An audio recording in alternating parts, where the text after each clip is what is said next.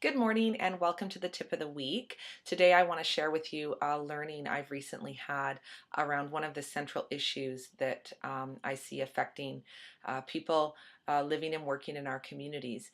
And the central issue being that one of the things that happens when we do come together in dialogue to talk about pressing issues, and there are many pressing issues, the list of things that we need to be able to discuss in an open and transparent way is endless.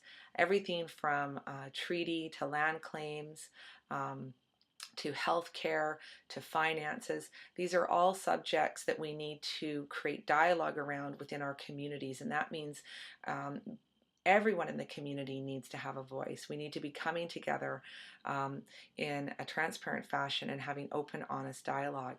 What tends to happen is that we get into the room and we begin to be critical of one another. Several things happen actually. We become critical of one another. We get sidetracked. We get off topic. We talk around issues. We might tell personal stories. But what I don't see happening is an interactive, direct dialogue that is honest and open. And when I do see people say things that are maybe hard truths or are transparent and open but hard for other people to hear, is that it can be very fragmenting for people. So what we'll see is we'll see people either withdrawing because they have hurt feelings and then becoming critical of the person who hurt their feelings, or I see people retaliating against each other.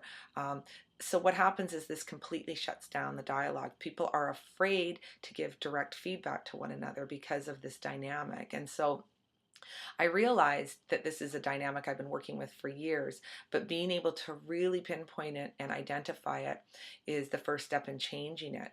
And so what I'm noticing now is that just bringing people's awareness to this dynamic in groups is a huge first step.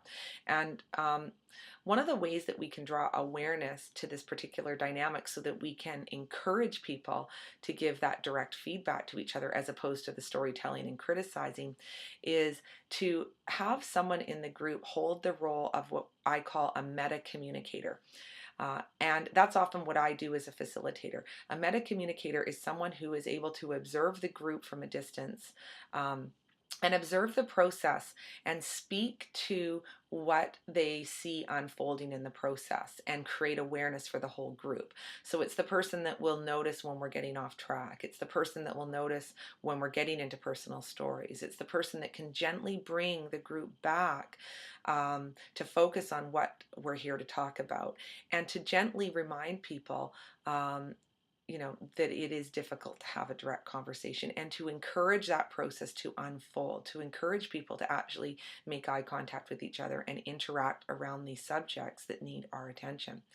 There's usually one or two people in every group that naturally slot into this role. They have a natural ability to be a meta communicator, but I think it's important that we take turns. So if you have a group that you're working with, assigning different people at different times to hold the role of the meta communicator and be able to slow the process down, bring people back to a place of focus, and gently point out when we're getting off track is so very important. It is a facilitation skill, but we need to all build our capacity to do this. Otherwise, what's happening is we're staying stuck in this never-ending cycle of not being able to address really, really important issues and have good constructive dialogue where we all walk away feeling like we learned something, there's new understanding, and now we can make a decision to move forward where everyone's been part of that dialogue.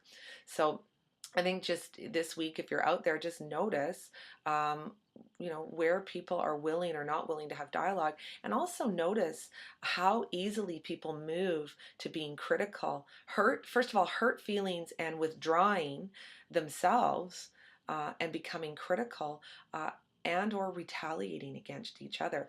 And if you have enough courage to intervene and to ask people if that's a sustainable way of being, that's a great first step in helping folks develop awareness. There has to be another way. We can't just keep withdrawing and retaliating. It's bad for our health. It's It's not good for the people living in our communities, and it's not getting us where we need to go. So just notice that this week, and have a great week.